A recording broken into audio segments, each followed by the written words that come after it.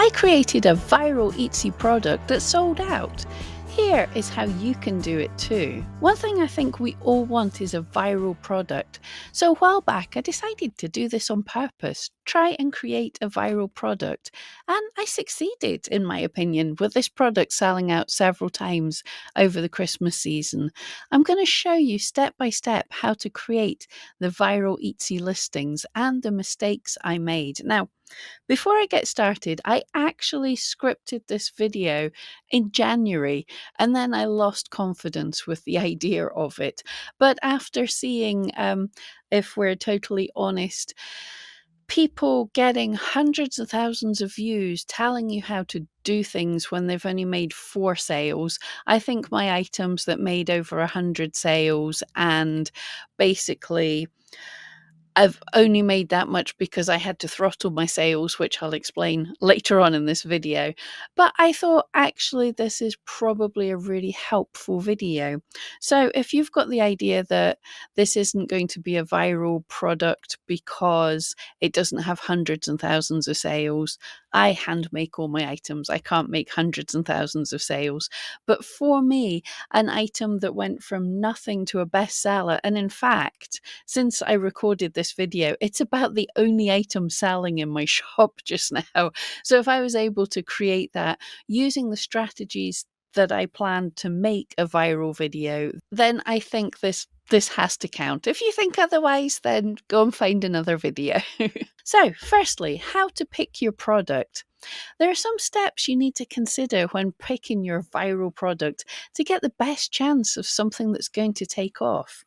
You can think about what already works for you, what your followers and friends have shown interest in on social media, or what communities you're actually involved in and what's going on there.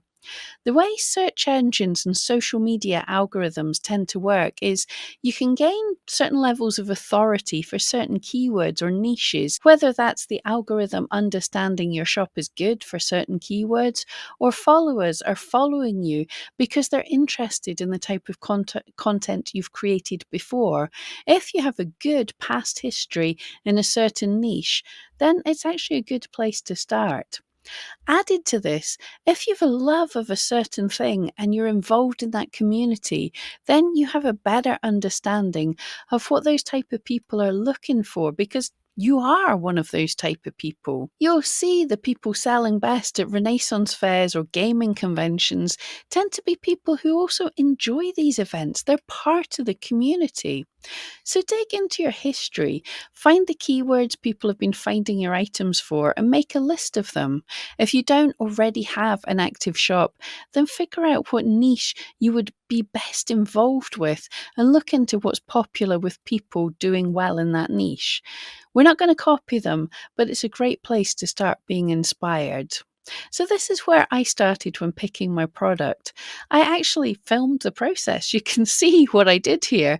I planned all this out and I found the idea for a product, created, photographed and listed it all in one day. But the TLDR there is because of my past history with cat bookmarks, how my audience has liked these animals in the past, and how I'd seen oversized paperclip bookmarks were popular.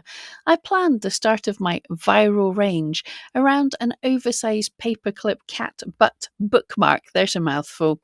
But that was not the end of the story, so I adapted and tweaked until I got that winner. If you don't have history from past customers, you're looking at competitors, not just what they're selling, but a great place to get ideas is to look at their feedback in social media and see what customers are asking for or actually having issues with. If you're not already inspired with an idea for a range of items, then keyword research can be an amazing place to get ideas, especially for things that people are just starting searching for, but there's not much competition for. I noticed a keyword like that for dog bookmark. It seemed to be increasing in searches around Christmas time, so I figured I should look into some dog bookmarks as well as the cat idea I had. As you can see from the graph, sadly, customers searching for that keyword totally crashed after Christmas, so I didn't get the sales I'd hoped for in 2021. But going viral is not always a fast thing. I hoped that what was a good keyword for one Christmas period might also do well the following year. And as you can see from the graph, it really did. A peak in searches and still a very low competition. Now, if you've seen any viral products in the past few years, you'll see that there's something many of them have in common. They appeal to an emotion of the viewers, funny or heartwarming, confusing, or even controversial. For things to go really viral, they have to tap into things that people want to share with their friends. Adorable, amusing, or WTF things. These are shared more than anything. Hopefully, a bookmark with an animal's bum poking out of the book taps into amusing and possibly even adorable. Also, if you're solving a problem for people, that's shared on social media.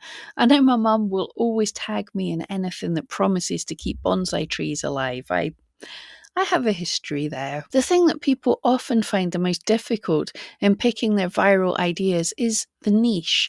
If you want to go viral and appeal to lots of people, then why do you want to niche down and just appeal to a small group of people? That seems to be limiting your audience. But the thing is, if you try and appeal to everyone, then you're a bit meh for most people. The world's a massive place, and you'll find that a niche of avid supporters can actually be millions of potential customers. Daryl Eves kind of covers this in his book, The YouTube Formula. And yep, you can get inspiration from all sorts of slightly unrelated places. He talks about how he was working on the marketing for what was going to be the viral advert for the Squatty Potty. This is a toilet gadget to help you poo better. Now, when you ask for the niche there, most people would say it's pretty much everyone. Most people go to the toilet. But no, they worked on a very interesting niche to target those adverts to. As the advert they had created involved a pooping unicorn, he had a great idea that the furries community might find this funny. They did, and they shared it and shared it. And the thing with people in a really niche community is they have friends and family who are not in that niche community. So as each furry passed the ad on to another furry, they shared it with their friends and their little circle, and it spreads like a kind of chain reaction. And I believe this advert, shared with a very niche, was one of the biggest ad campaigns ever on Facebook. And it ticks those boxes. A wide appeal, but a focused niche, and very funny with quite a bit of the WTFs. So now you have an idea, some keywords, and even your target audience.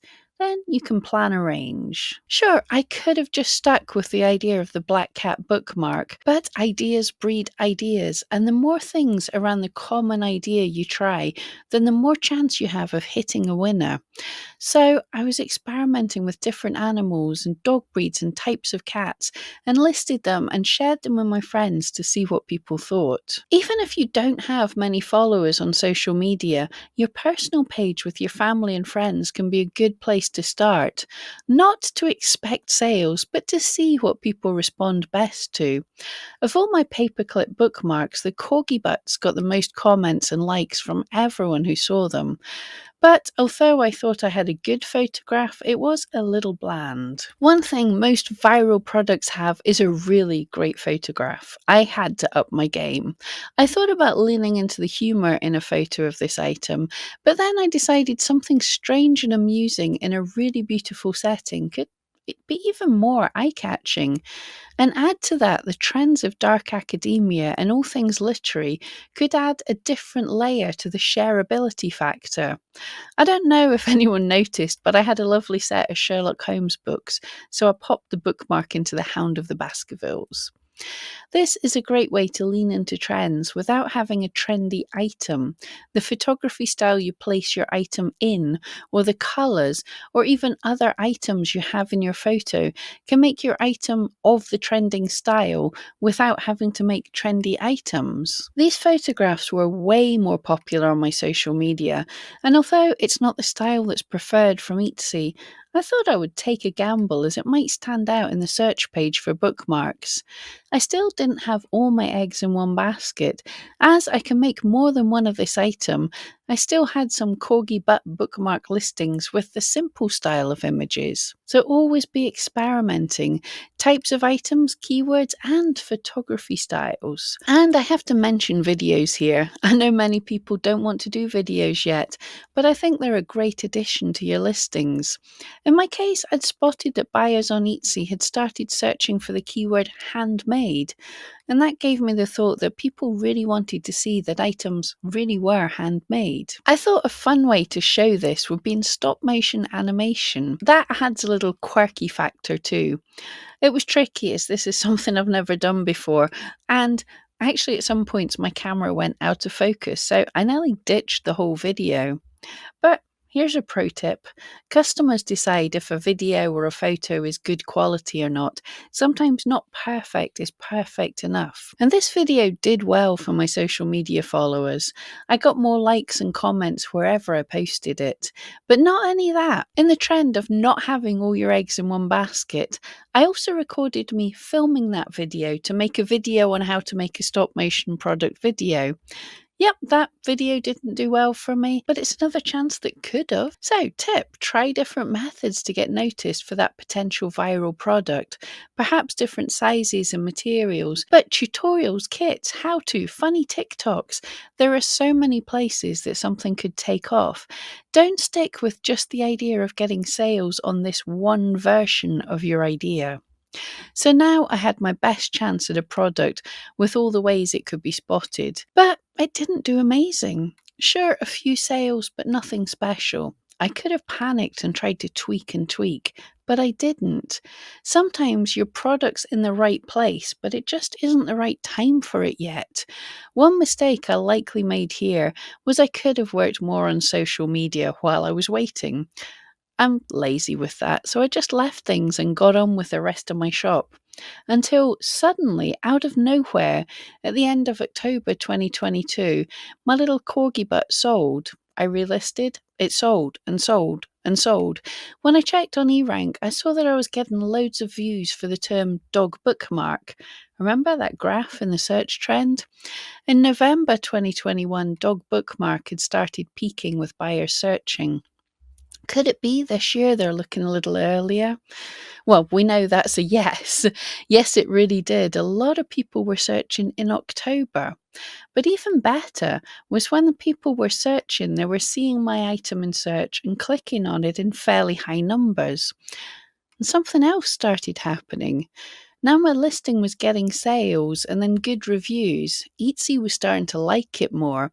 It started showing up in the search for corgi bookmarks. And then, when that was doing well in that search, it started showing for corgi gifts and all sorts of keywords related to corgi lovers. And then, finally, my listing started showing up in the search term corgi. This is a much higher competition term, and I wasn't able to rank in search for this initially, but because my listing was doing well in other smaller search terms, then Etsy began to trust my listing and show it for bigger search terms. So that's the final tip. Be patient and trust in your product. Although listings do rank in search right away when you create a listing, some of the bigger search terms, it can take Etsy a little while to trust your listings. You build up a listing score and a whole shop score for things like sales and good customer reviews. So aiming for less competitive keywords might take a while to get that ball rolling, but once it gets moving, things can be great. Okay, so now what about the things I did wrong? Due to the time it takes to make each bookmark, I was actually having to throttle my own sales, leaving only one in stock and not renewing it when it sold so I could actually catch up. If I'd bet on myself more, I could have had more of these made up in advance. And that's something I've been doing this year. As I say, this corgi butt bookmark is about the only thing that's selling in my shop just now. But every time I make a sale of one, I create two more.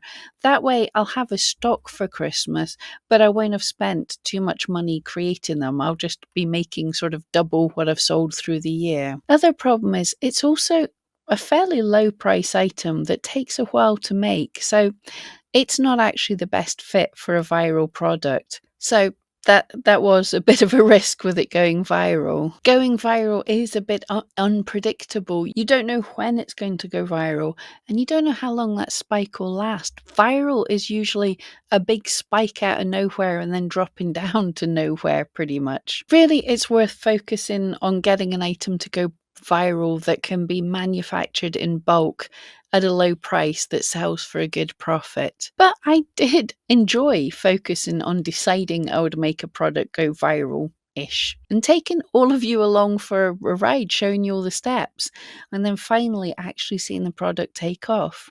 And hopefully, I showed that it's something everyone can do if you plan, experiment, and have patience. But the steps are all there, and you have all the tools you need to do it. Are you going to be the next member of the Crafty Clan with a viral product? Comment below if you're going to give it a try.